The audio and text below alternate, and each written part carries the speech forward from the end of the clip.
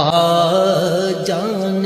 رحمت۔ صدائے قرآن مشاورت برائے علماء و مشائخ 3 فروری بروز ہفتہ بعد نماز ظہر بمقام جامعہ مسجد صدیقیہ حنفیہ مدنی کالونی با اہتمام مدرسے ام المومنین عائشہ صدیقہ تعلیم القرآن۔ خصوصی شرکت عظیم مذہبی سکالر ڈاکٹر محمد علی کریمی، مفکر اسلام مفتی حسین حیدر، علامہ میر اکبر خان صاحب، علامہ امجد صاحب، پیر طریقت امجد علی صاحب، یادگار اسلاف علامہ افتخار نعیمی، قاری نواز صاحب،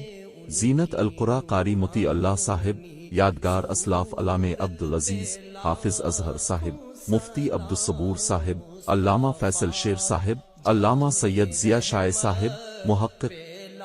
عصر مفتی صدیق، مفتی محمد اشفاق صاحب، علامہ زبیر قادری صاحب، علامہ شعبان قادری صاحب، علامہ طاہر تبسم قادری صاحب، علامہ رجب نعیمی صاحب، علامہ یوسف موہروی صاحب، علامہ عقیل صاحب، علامہ غلام مرتضی سیالوی صاحب، علامہ اویس قادری صاحب، علامہ نعمان صابری صاحب، علامہ فیضان اقبال قادری، مولانا عبداللہ صاحب، مولانا شہزاد شاکر، مولانا عبد الرحمن اتاری، علامہ کامران اتاری صاحب، علامہ عمر صاحب، علامہ عمران صاحب، مولانا مکی شاکری صاحب،